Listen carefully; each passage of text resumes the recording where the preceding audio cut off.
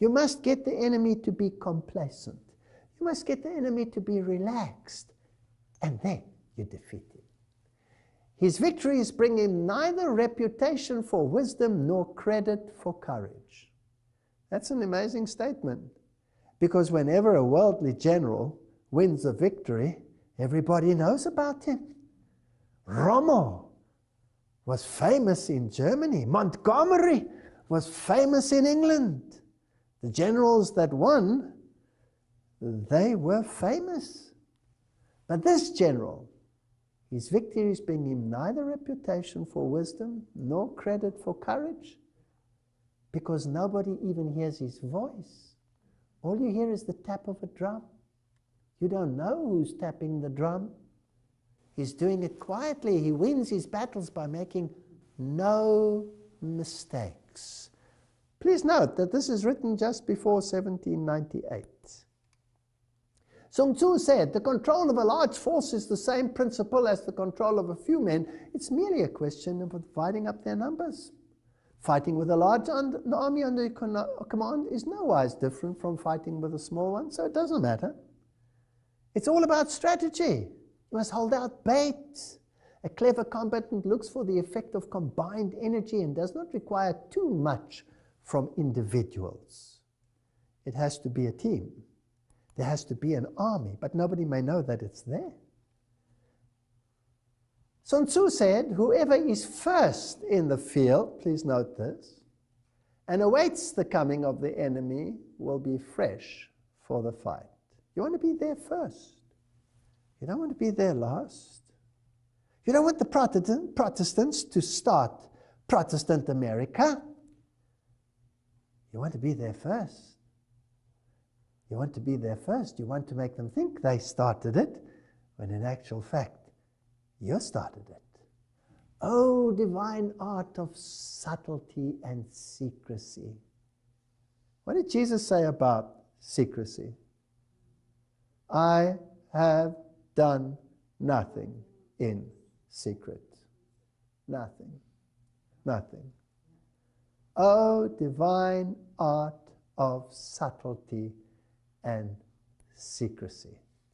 Sun Tzu said in war, the general receives his command from the sovereign.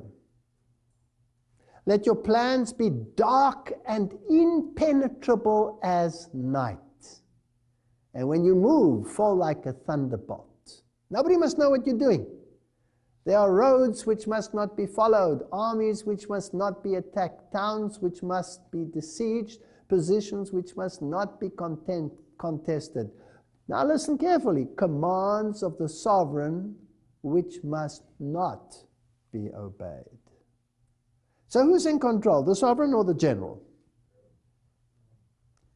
If he listens to the commands of the sovereign, if it suits him, but some commands he refuses to obey and does his own thing, then, well, that can only be a very special general who nobody knows about.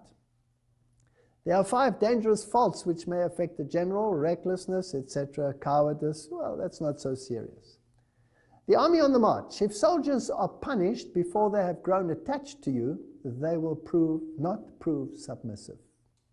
Therefore, soldiers must be treated in the first instance with humanity, but kept under control by means of iron discipline. Fascinating stuff. Terrain. If fighting is sure to result in victory, then you must fight, even though the ruler forbid it. If fighting will not result in victory, then you must not fight, even if at the ruler's bidding. So here is a general which is totally unlike any human political general. Totally unlike. This is a different general. The general who advances without coveting fame and retreats without fearing disgrace, whose only thought is to protect his country and do good service for his sovereign, is the jewel of his kingdom.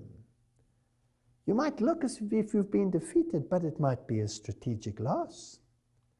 Then it gets even more fascinating as we go on, the 9 situations.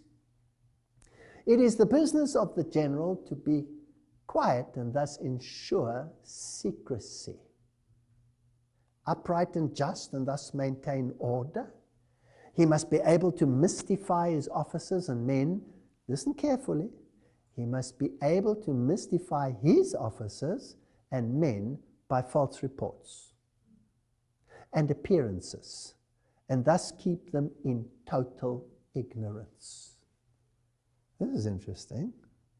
So amongst his own ranks, there can be people that have no idea of what the ultimate strategy is, except that when they hear the sound of the drum, they will turn in unison. He carries his men deep into hostile territory before he shows his hand. When invading hostile territory, the general principle is that penetrating deeply brings cohesion. Penetrating but a short way means dispersion. Success in warfare is gained by carefully accommodating ourselves to the enemy's purpose, by persistently hanging on the enemy's flanks. Will he leave his enemy alone? Never. And will he press an advantage? When fire breaks out inside the enemy's camp, respond at once with an attack from outside. Relentless. Relentless. Now this one I found particularly interesting. The use of spies. There are all kinds of spies. There are local spies, inward spies, converted spies, doomed spies, surviving spies. Let's look at these interesting categories. When these 5 kinds of spies are all at work, none can discover the secret system. This is called divine manipulation of the threads. Are you getting an interesting vibe here? It is the sovereign's most precious faculty. Having local spies, meaning employing the service of inhabitants of the district. So there where you are, you have your local spies. Wherever you go, you have a local spy. Having inward spies is making use of officials of the enemy. Converted spies, getting hold of the enemy's spies and using them for your own purposes. And then you have doomed spies, doing certain things openly for purposes of deception, and allowing our spies to know of them and report them to the enemy. Can you believe that? That you will sacrifice your own people for the sake of victory?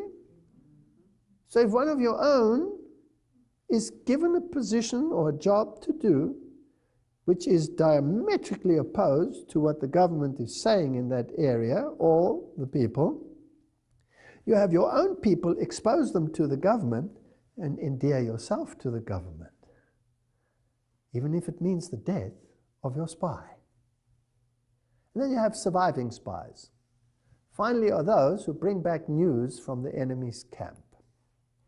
Hence it is that which none of the whole army are more intimate relations to be maintained than with spies. None should be more liberally rewarded.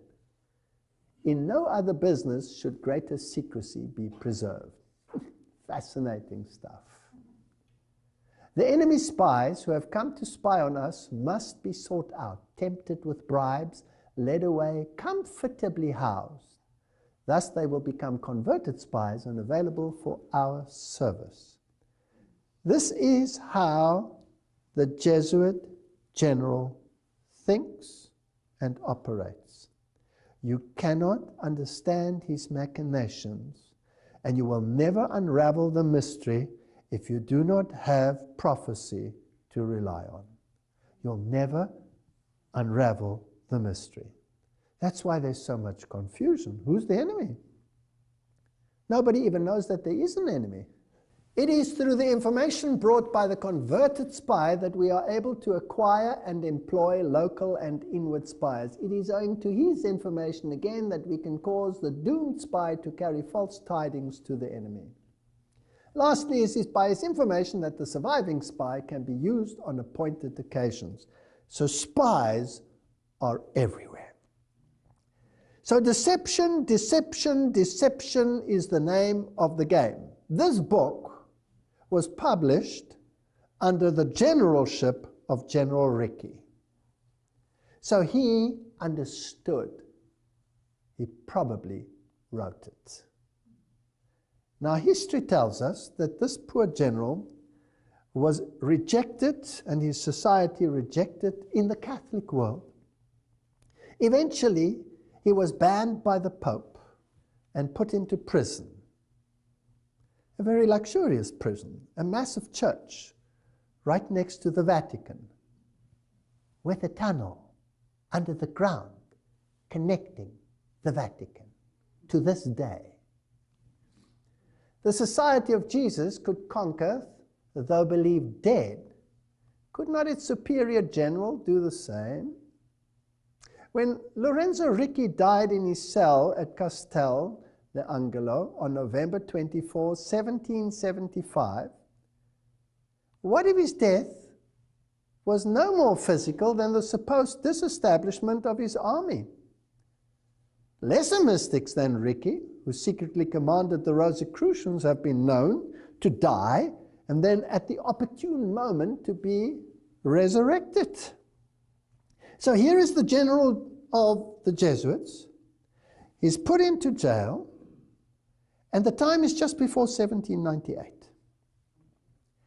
And the Bible tells me that the beast out of the sea seemed to have a mortal wound. It doesn't say it had a mortal wound. The Bible said one of the heads seemed to have a mortal wound. Now, what if this mortal wound was a strategy by the greatest general of that time, the brilliant mind of General Ricci? Now, let's go to the United States of America at this particular time when the general was supposedly locked up and eventually died. During the fall of 1775, Congress authorized a committee made up of Benjamin Franklin, Thomas Lynch. Now, please note the problem. The Catholic Church, Jesuits are not welcome in Protestant nations. Here is a new nation arising. It is a colony of Great Britain where the Jesuits are banned. And they start an organization in this new land where there will be freedom of religion, but that requires a particular constitution. Now, freedom of religion would also naturally mean that the Jesuits cannot be banned under such a constitution. Are you with me? That's a very clever constitution, because if you give freedom to all, then you have to allow these people to operate.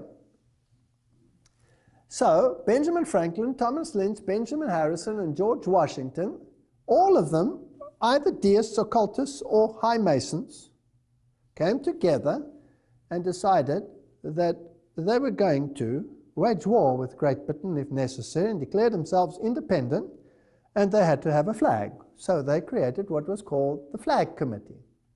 And they traveled to Cambridge, Massachusetts. There, according to the only known account of its proceedings, given in Robert Allen Campbell's book, Our Flag, the committee mysteriously shared its authority with a total stranger.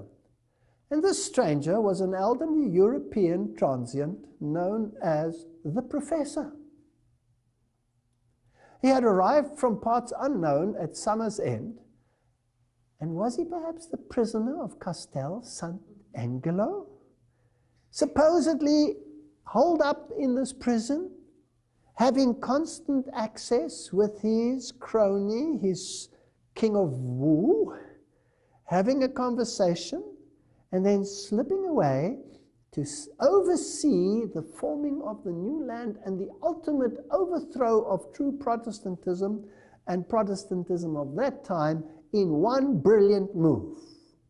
So they tell us ample time to manage the election of the papacy had been there, to relax, pack important things, the philosopher's death, and then take a 3-month voyage to Boston Harbor.